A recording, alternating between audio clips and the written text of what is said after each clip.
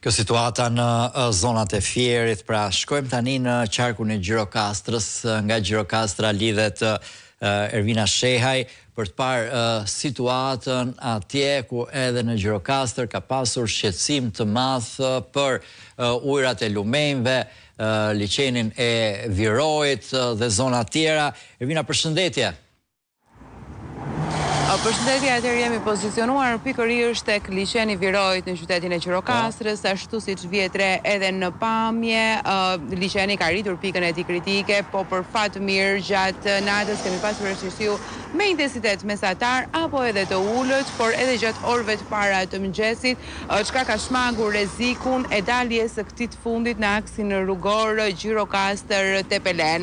Ndërkohë që për gjatë 24 orëve të fundit nuk kemi pasur situata të reja apo problematika të reja të shfaqura në të gjithë qarkun e Gjirokastrës përpos mungesës së energjisë elektrike, e cila është kthyer tashmë në një problem tepër shqetësues për banorët e të gjithë zonave rurale të Bashkisë Mamalia, i Tepelen, Po, një moment, Ervina, ndjes do të ndërpres pak se duhet shkojmë një herë te GKK-ja, se duket se është rikthyer zonja Balluku për seancën.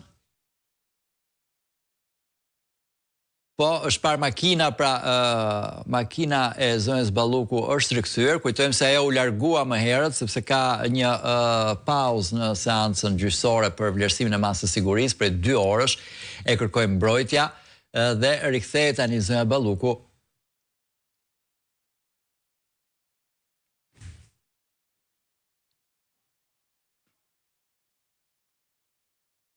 Ky është momenti.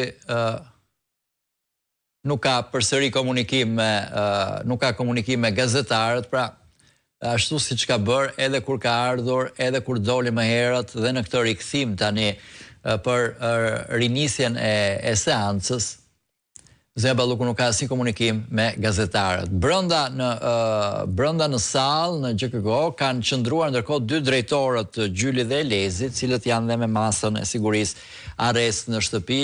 E vetme që ka lëvizur gjatë kësaj pauze për 2 orësh, kërkuar nga mbrojtja për të shqyrtuar aktet, ka qenë zonja Balluku, që është rikthyer tani. Rikthehemi Ervina Shehaj në Gjirokastër, ajo ndodhet dhe regjia, nëse mund të hapim të gjithë pamjen e Ervinës, me që është drejt për drejt atje nga Viroj, pra që ka rritur nivelet maksimale, por qëndron, nuk ka dalë në rrugë, nuk është e prekur ende rruga Gjirokastër-Tepelen, vijon të jetë normale apo jo, Ervina. Dhe ndërkohë nëse mund të shohim edhe Ervina, ndërkohë që ti komenton, kemi dhe hartat që nxjerr Kopernikus që është një projekt i Bashkimit Evropian që me anë të pamjeve satelitore jep harta të situatave të emergjencës. Kjo është njëra prej tyre ku tregon zonat e afektuara të Shqipërisë. Shikoni me të kuqe pjesa e grupderdhjes së Vjosës, lart mbi gjirin e Vlorës, dhe poshtë në juglindje është e gjithë zona e Gjirokastrës atje. Është lugina e Drinosit, e shikoni, sipas një harte, po nëse shohim hartën tjetër, pra që është në qendër, që i përket pikërisht Gjirokastrës, sipas vlerësimeve që bëhen nga satelitët, pra të Kopernikus, çmohet që janë 720 hektar të përmbytur, rreth 320 njerëz që janë potencialisht të prekur nga këto përmbytje, dhe 7 hektar, thot 7 hektar të ndërtuara dhe 68 kilometra rrugë. Mirë, kjo është ajo që vjen nga satelitët. Po, Ervina, për ta përmbyllur